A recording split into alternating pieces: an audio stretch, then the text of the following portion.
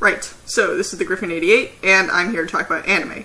This first episode is like a Cliff Notes version of my thesis. Half the knowledge, but all of the win. Anime has been a part of our society since the early 80s, and much of what's made it over here has been the product of this one guy, Osamu Tezuka, also known as the godfather of anime. Now, Tezuka, although he was a genius, didn't come up with the idea for comics himself. In fact, most of what Japanese kids got were American-made comics and films.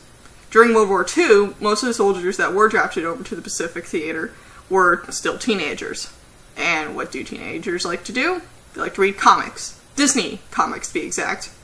Disney was, and still is, the largest animation company in the Western world. So before and a few years after the war, most of what Japanese kids were introduced to were Disney productions. Most likely Mickey Mouse cartoons shipped over from the neighboring islands of Hawaii. Tezuka loved Walt Disney and tried to emulate much of what he saw in their films. You can see a lot of it in his early work, especially. During the war, a few films were commissioned by Japan's Navy and seen by Tezuka. Momotaro's Divine Sea Warriors is a classic one, and is widely considered the first anime ever produced. The film's animation director, Mitsuyo Seo, modeled much of the film after Disney's Fantasia. When Tezuka saw the film, he immediately recognized this. The first post-war film to be produced was Tale of the White Serpent, so you can see from the clips the obvious similarities it has to Disney films, what with the animal characters and that creepy pig doing his musical number. Like many of the anti- and post-war films, this one was a traditional tale, meant to reinforce a sense of nationalism. But back to Tezuka. Tezuka had a fascination with movies that was often reflected in his manga pages, especially some of the earlier stuff. They look a lot like storyboards or frames from a movie. Tezuka also wrote about many of the themes that are still popular in today's manga, such as giant robots or pollution sickness, which was something that the Japanese had to deal with after the bombings of Hiroshima and Nagasaki. Now, at the same time Tezuka was drawing his manga, another man by the name of Akira Matsumoto was drawing space operas. You probably know him better as Leiji Matsumoto, and you probably know him for things like Space Battleship Yamato, Galaxy Express 999, or Captain Harlock.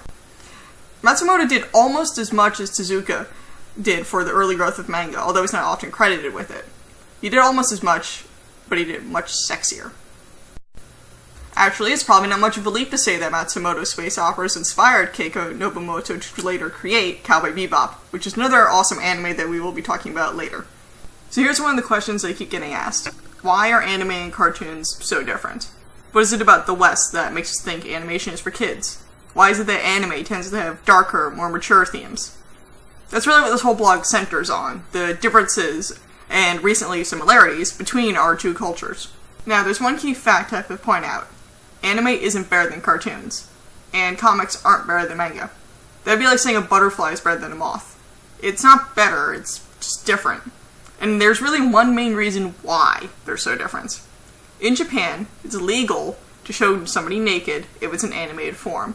Almost none of their censorship laws apply to anime.